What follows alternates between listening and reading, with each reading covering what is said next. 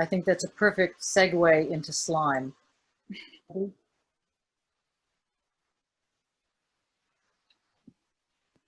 Hello. I believe I'm up next, yeah? Yes. Yep. Hello. I'm going to read a very short part of my extract from my book, which came out in May from Punctum and now available to buy, which is called The Viscous Slime Stickiness Fondling Mixtures.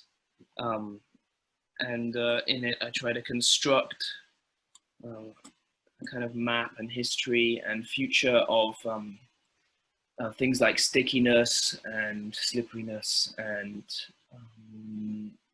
trembling and shuddering and these kinds of things.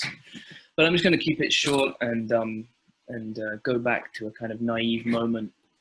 When I was about 15, on a night when my mum was away, two friends and I spent the evening drinking all of her alcohol before heading out onto one of those overexcited nighttime voyages you make in times of total intoxication.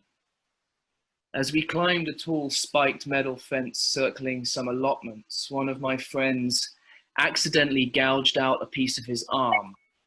I remember turning round to see him walking bleary-eyed towards us, clutching his bloody bicep.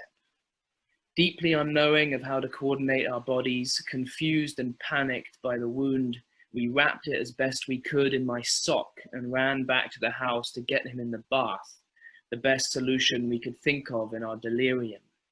My friend in the bath, the blood creeping out into the water through the new bandage we'd affixed. I remember deciding to pour an entire bottle of TCP into the bath with him.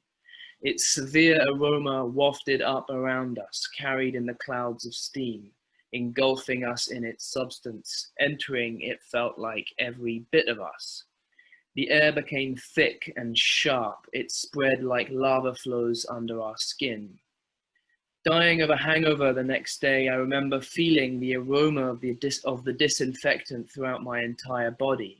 It hung in me just beneath my skin, before its presence gradually shrank to concentrate itself for some mysterious reason in my gums.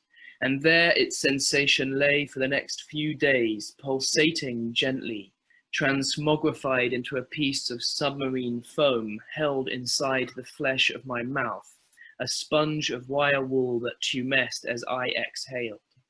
This happened about 13 years ago now, but sometimes when I lie awake in bed at night, the TCP antiseptic foam returns to my gums, growing out of the darkness within me, tickling me internally as it unfolds its wiry mass before vanishing.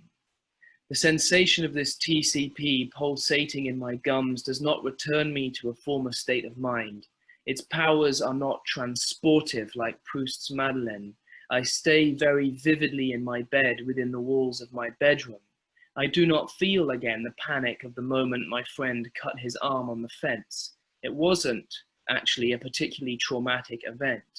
This is a mild bodily hallucination that comes, like many strange things, when awake in bed at night.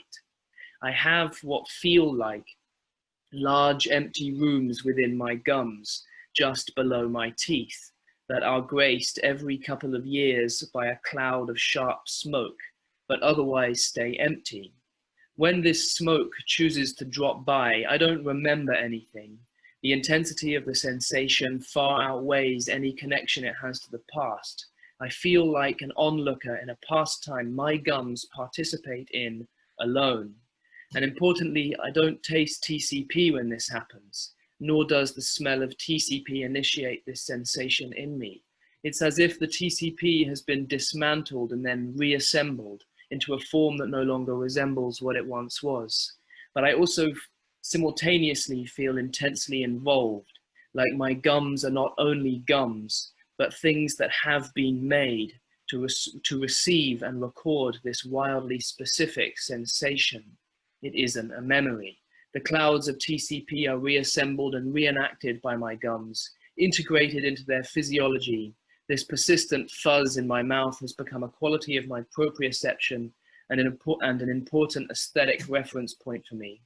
But it also feels as if bits of my body are able to form long and complex relationships with bits of the world, relationships that have very little to do with me or my sense of what that is. And that's it. Thanks. Brilliant. Thank you.